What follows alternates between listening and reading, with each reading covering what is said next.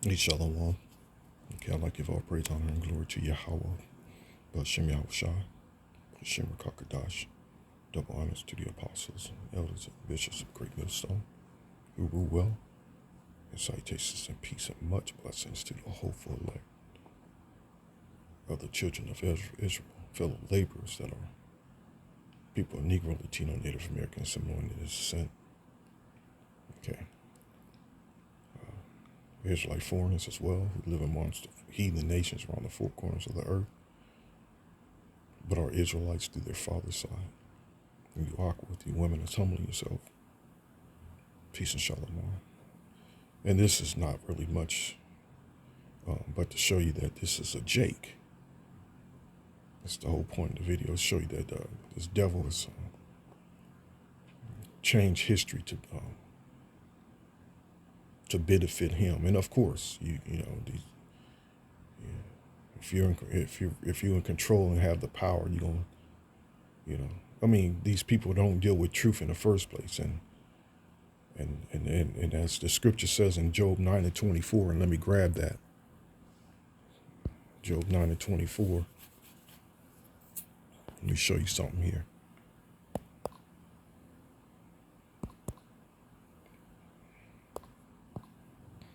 My key point is, I'll get to my key point. The earth is given into the hand of the wicked. And of course, the wicked is not going to give you anything that's going to benefit his enemies or anybody that oppose him. He's going to give you everything through his point of view and through whatever benefits him, which is all falsehood, pseudoscience, lies, deceit. So my point is, he covereth the faces of the judges thereof. If not, where and who is he? And the judges are the Israelites. And then more specific, the judges are the elect prophets of Yahweh Bashem Yahushai, okay? But let's do this here. He covereth. And this is what's done through what is called iconism. Iconism. Okay? But hold up. He concealeth the truth. Covereth, conceal, hide. Okay? And let me do this. And that's what he's doing. He's concealing and hide the exact truth of who we are. This great people who we are, man. And you have no idea.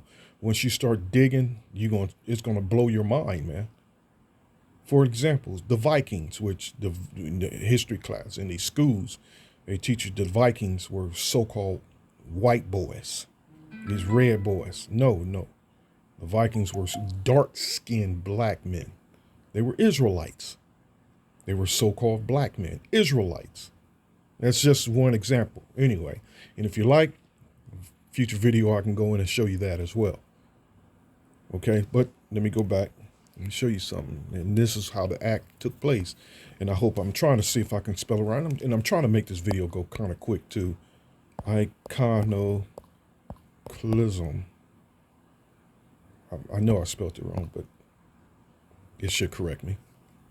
There we go. Iconoclasm. I said clism. That's how Jake speak. The action of attacking or assertively rejecting cherished beliefs and institution or established values and practices, the rejection or destruction of religious images as heretical. The doctrine of iconoclasms. Iconoclastic. Anyway, the rejection or destruction of religious images. And that's exactly what took place. And this all began during the Renaissance period. Again, Renaissance, look that up on the Wikipedia and go from there. Okay? Which we also refer to coming out of the Dark Ages or Black Ages or mainly the Dark Ages. Renaissance, which means the rebirth. Okay, and the rebirth of this devil coming back into power, or crawling their ways out of those caves and hills, and going out to conquer the world. So let's get back to this here. Okay, where we at? There we go. And your boy here, Alexander Pushkin. Okay, let's read a little bit about my dude here. Okay, hold up. Let me do this. It says here, Alexander Sergeyevich Pushkin was a Russian poet, playwright, and novelist of the Romantic era.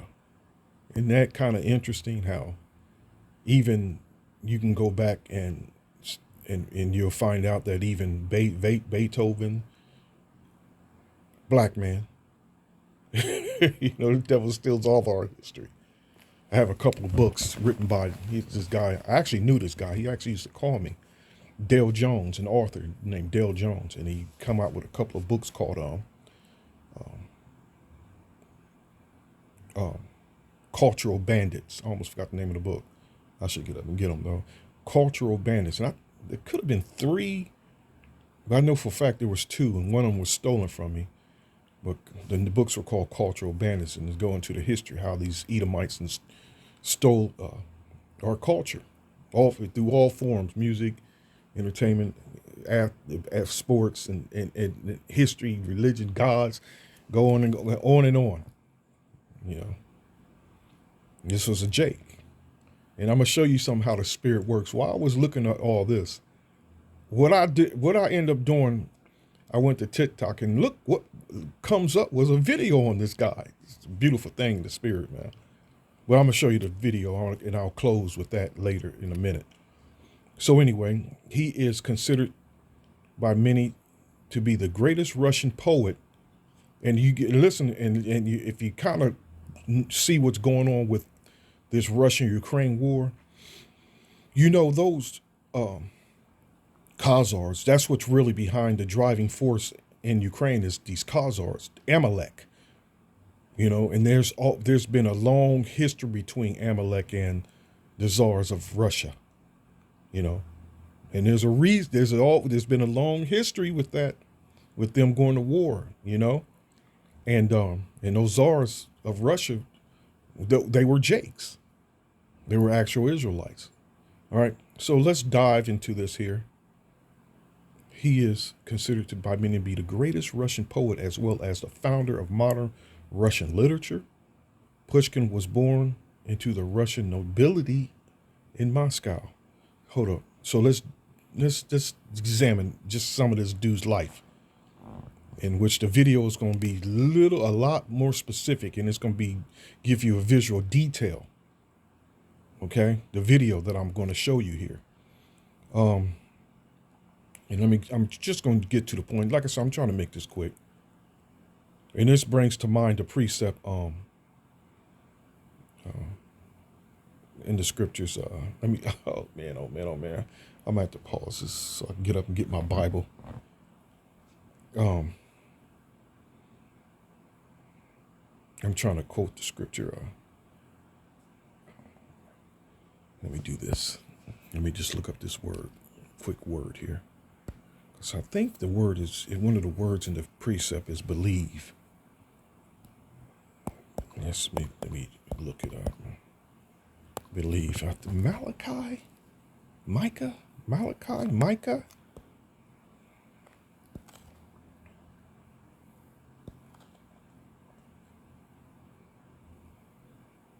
Oh, Habakkuk 1:5. Check this out.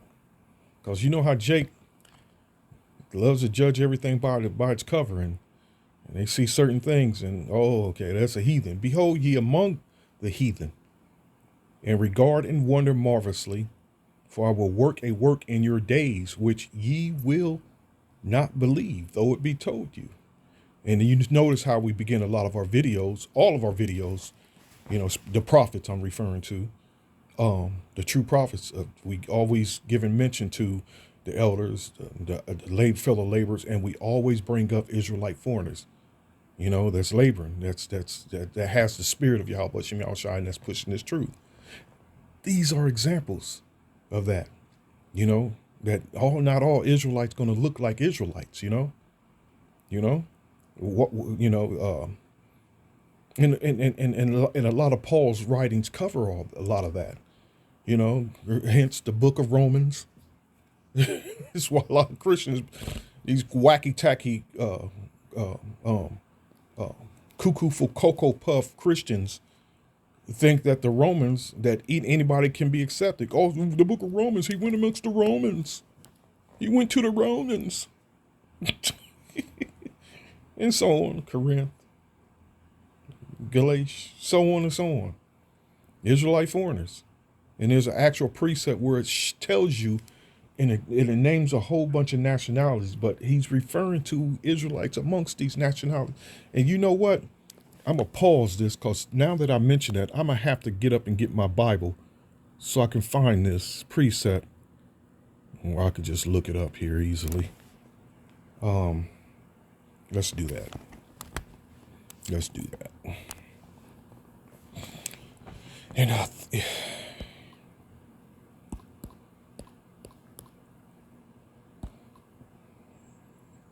is it Ethiopians?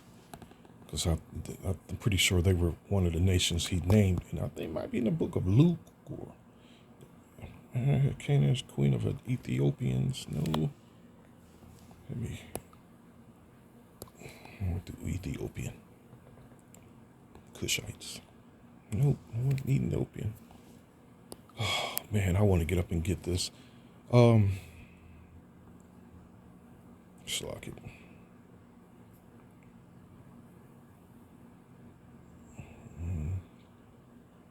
You know what? Let me get this. Let me get my Bible. See if I can find this. I'm pretty sure it's in the book of Acts.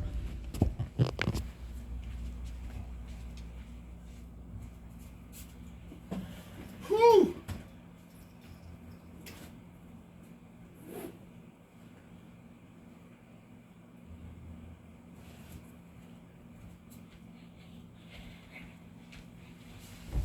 This Bible's beautiful, man. It's once. I mean, this history is. I mean, one of the scriptures that tells you how Israel. What do you think it means when Israel is like the sand of the sea? I mean, what do you think he means by that? And can't be numbered, you know? And like I said, give me a second so I can find this precept. And it might be, it's in Luke or Acts.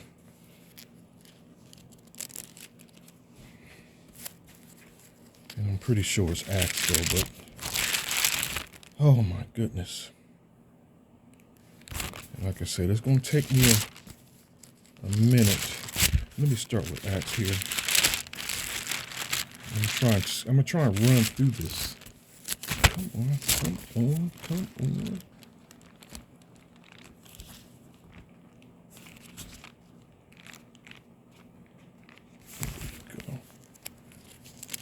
Something to tell me about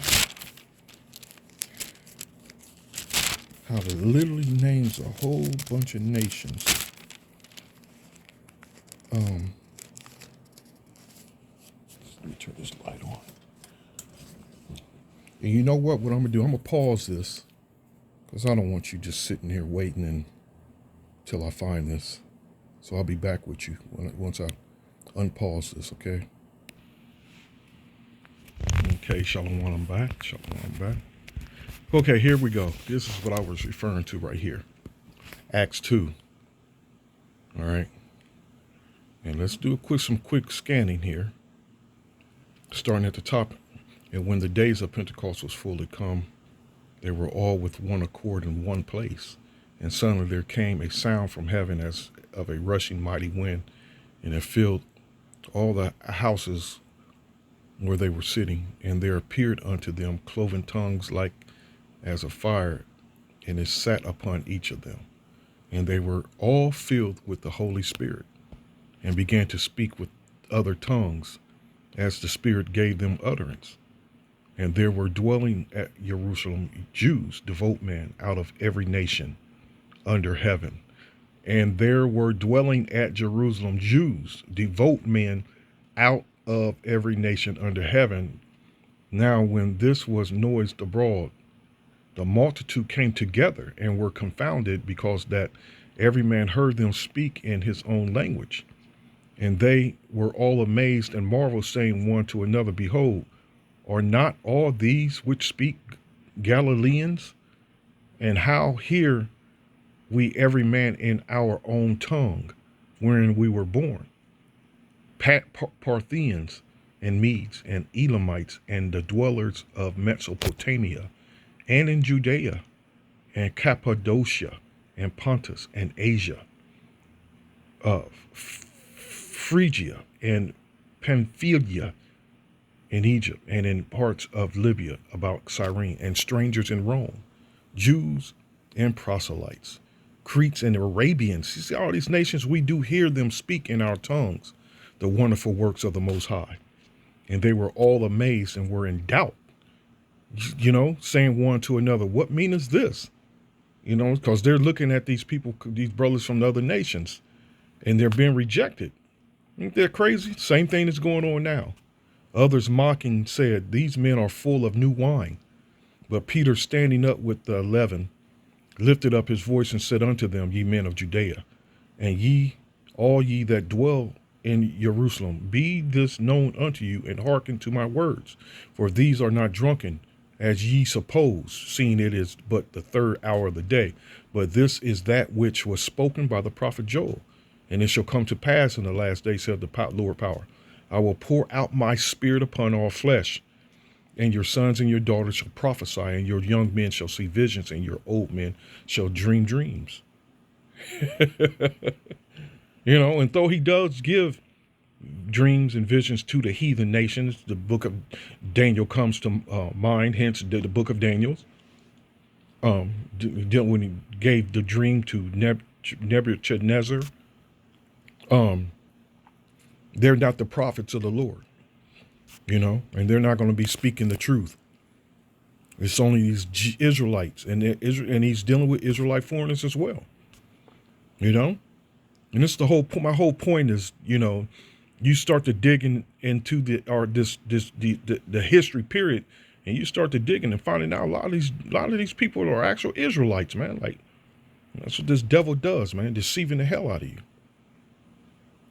And it's the same thing. You don't make this mistake as they were making they made, how they were looked at, and or who, like they said,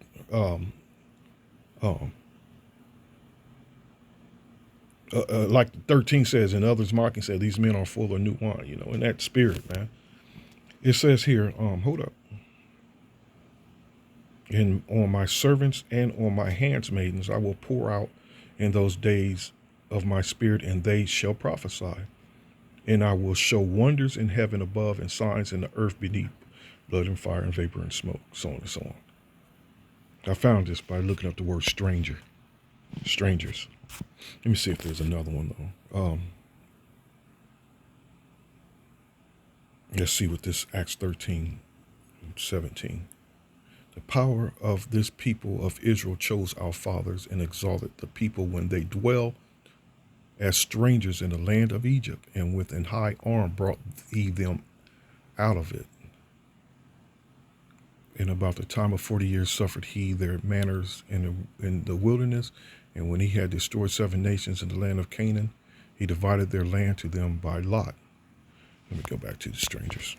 It's not giving me nothing. It's like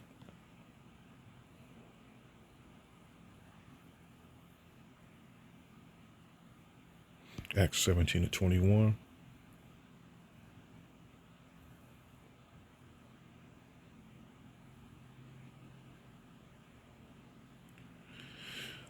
Ephesians, come over strangers from the covenant of promise.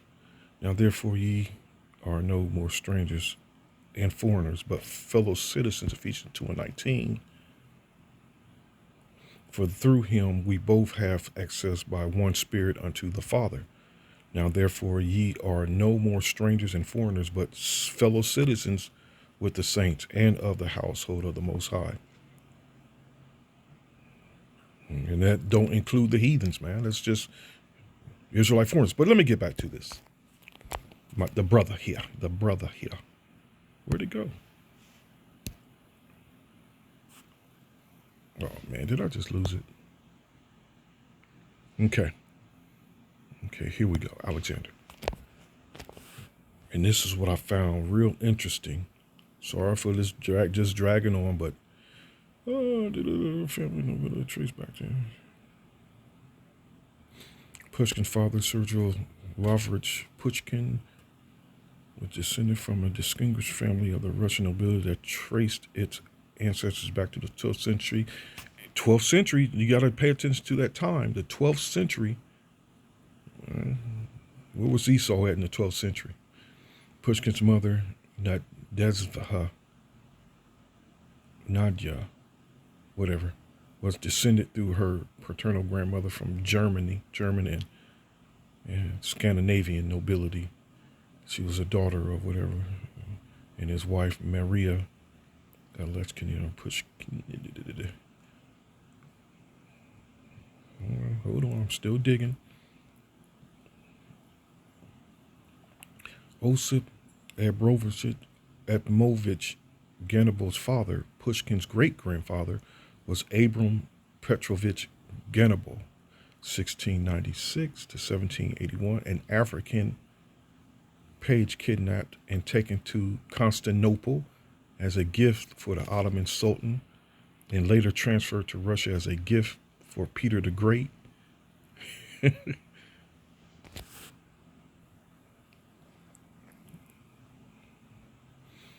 Okay.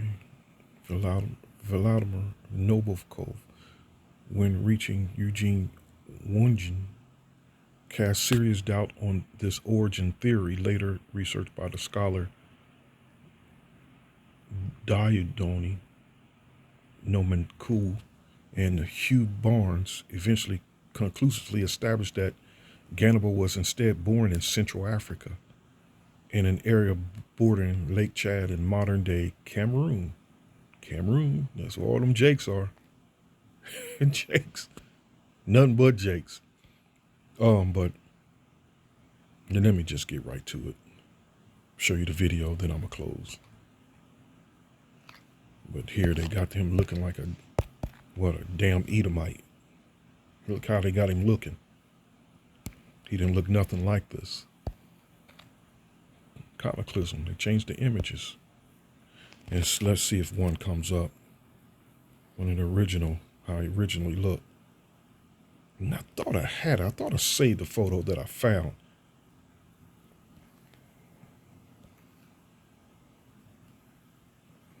There it is. Yeah, that's a brother. That's a brother.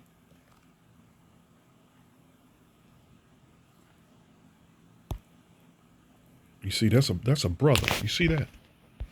That's a brother, man. That's a brother.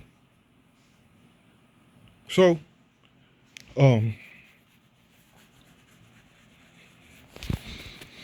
here's the video.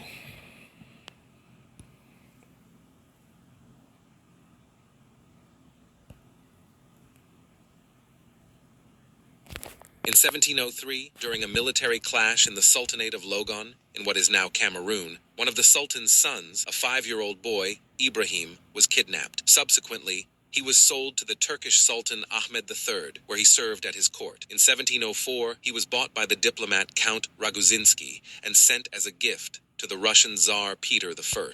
Seeing the boys... And again, those Russian Tsars, man, those are Jakes. Those are Jakes. Natural intelligence, the Russian Tsar decides to adopt him. He baptizes him in Orthodoxy and gives him his patronymic Petrovich. The boy receives the... Why else would they have taken him in? You know what I'm saying? Hold on.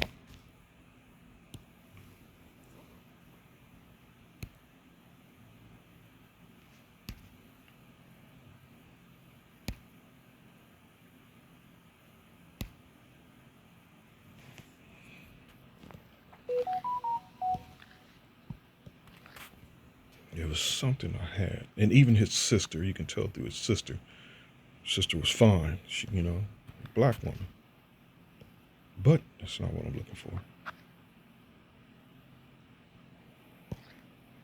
Oh, man, I found it a few days ago, but I lost it to what I was actually talking about. But here's the video. Back to the video. name Ibrahim Petrovich Hannibal. In See that name, 1716, he Ibrahim? entered the French Engineering Academy in Ibrahim. Paris. In 1723, he returned to Russia and received the rank of captain. He retires with the rank of general. After him, there remain. And you see how it's Edomite that made this actual video, an Edomite, man, so-called Edomite that, that they're, this is what they're claiming to do. They're doing good works where you devils done destroyed the world. You did them enough damage, and there's nothing you devils can do to, that's going to find favor under Yahweh Shem Yahushai. You devils, you Edomites is about to feel his wrath, man. And that's one thing about Esau. Esau be digging, man. This motherfucker can do some serious research. He can get down when it comes to doing research, man. And like in Kentucky, they have the Ark, a replica of Noah's Ark. They have it in Kentucky. It's a beautiful thing, man. And I highly recommend every brother and sister go and visit this thing, man. It's on a whole different level of understanding. And Esau is coming totally correct with it, And again, which is another attempt for this devil to find favor with Yahweh Shem Yahushai and make it into the kingdom of heaven. There's nothing in the hell. There's nothing no one can do. There's nothing no one can do. Every last one of these Edomites is going into slavery and then ultimately be vaporized up out of existence after that 1,000 years. There's nothing this devil can do, man. Nothing. So you'll find these devils doing what you want to call some forms of good works, which in all reality, it's a motive. Best believe this. If the devil's telling the truth about something, best believe there's a motive for it.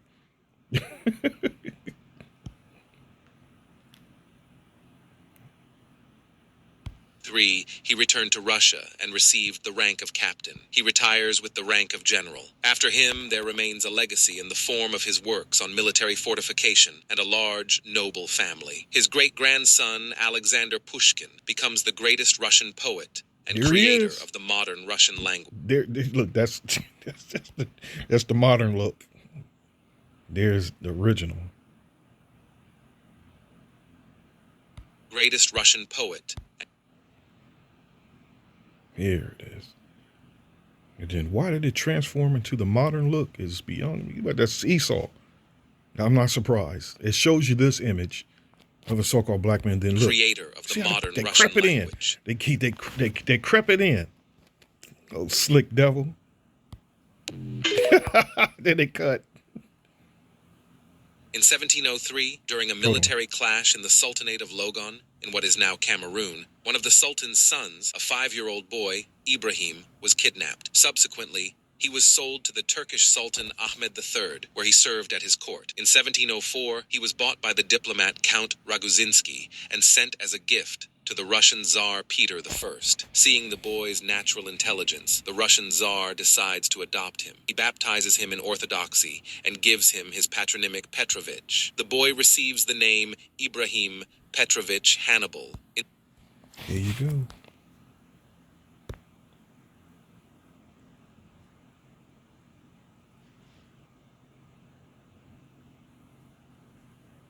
Here you go. Shalom.